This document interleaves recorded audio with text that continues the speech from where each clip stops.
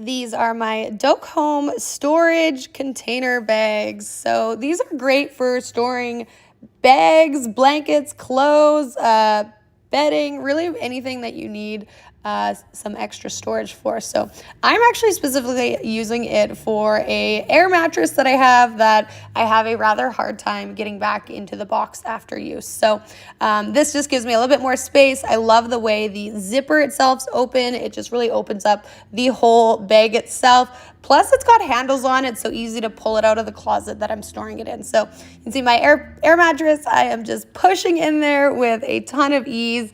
They do come in multiple sizes if you want some smaller than this. And I love that it has that little reflective, or sorry, not reflective, but more clear space there. So you can see exactly what's in there. If you had, say, specific bedding you're looking for, it makes your life much easier. Definitely recommend it. Check it out.